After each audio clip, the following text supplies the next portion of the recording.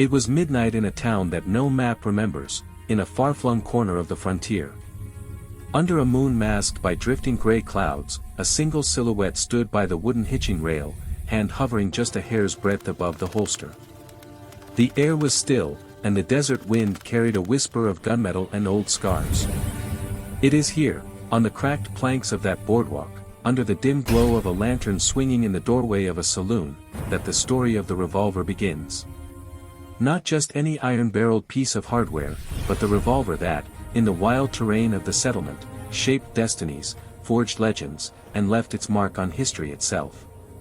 In that moment, time held its breath. Lives hung by a trigger pull. Destinies trembled in the shadow of one cold cylinder clicking into place. The revolver's tale is woven with the sinews of ambition, fear, redemption, and ruin. It crept into the lives of men who carried more than six-gun pistol grip and steel. They carried dreams of fortune, revenge, love lost, and freedom gained. Picture a young man, calloused hands, the desert sun baking his skin, his heart pounding like hooves across dry earth. He's clutching the revolver, not to kill, maybe, but to assert his right to exist, to write his name where none had written before. In the dust-choked streets of that frontier town, the revolver glowed like a promise of power, a promise of escape, a promise of legacy. In the dawn that followed the midnight stillness, gun smoke hung low like mist. The revolver's cylinder spun, the hammer cocked. A single shot cracked the air, sharper than any thunder. The echo raced across the canyon walls, racing down to the valley floor. That sound, ancient, primal, announced that the era of handheld authority had begun. The revolver did not just shoot bullets, it shot the message that one man might stand alone and still command fate. As the years rolled on, the revolver whispered of change. It transformed from tool to icon. In the saloons, the barns, the dusty trails, its silhouette became a symbol, of law, of outlaw, of boundary carved in blood and ambition.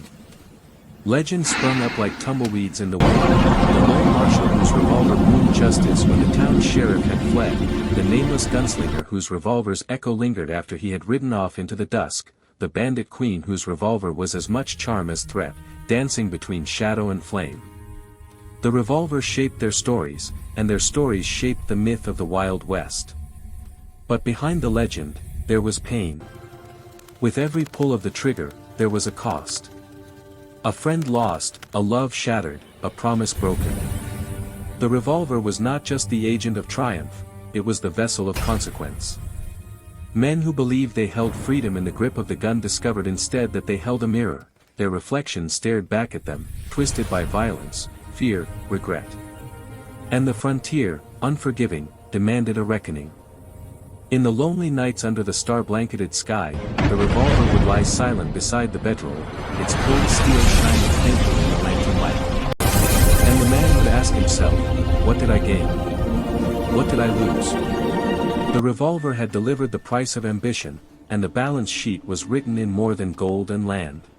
It was written in solitude and longing, in the hushed cry of a mother burying her son, in the distant howl of wolves beyond the outer ridge. It was written in the whispered legend that would one day fill books and screenplays, but whose accents belonged to real lives.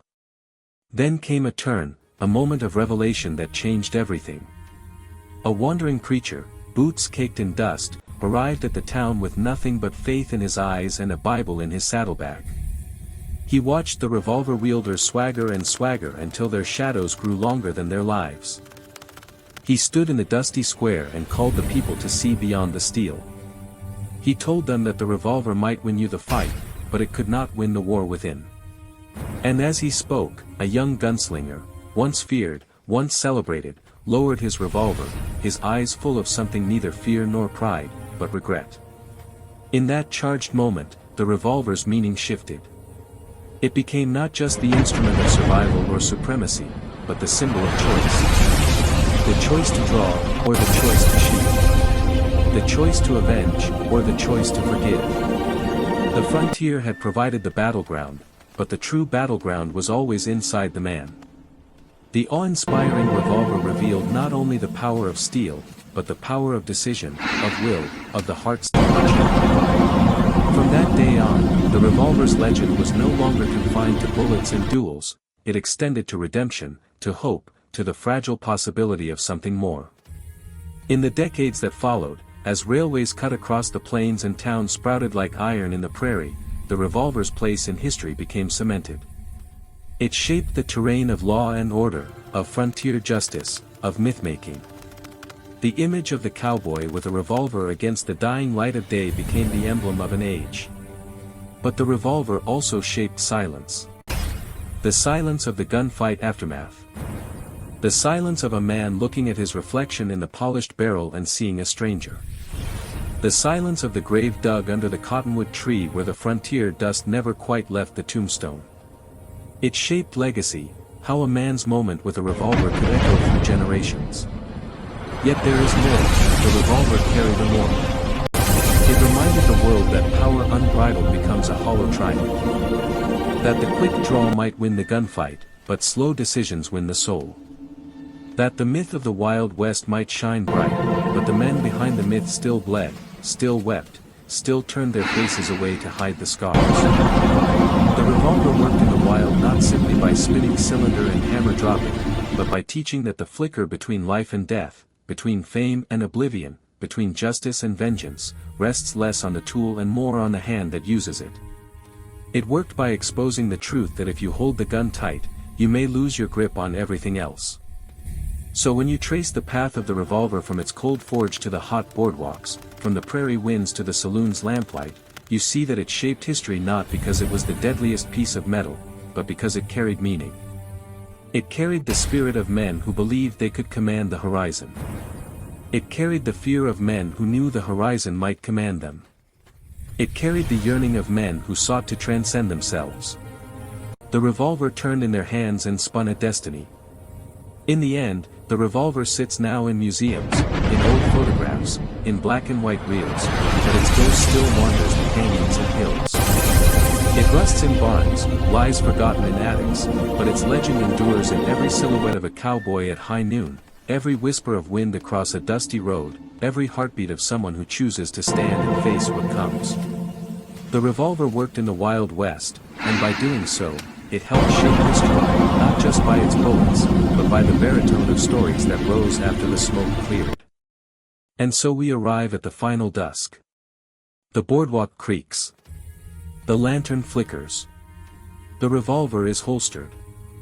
The man walks away from the saloon into the velvet darkness, leaving behind footprints and echoes. And in the wind you hear the soft click of a cylinder spinning, a memory, a warning, an invitation. You, too, hold a revolver in your own life, a decision, a power, a risk. What will you shoot? What will you spare? The frontier is not just the land out there, it is the land within you, rugged and trembling.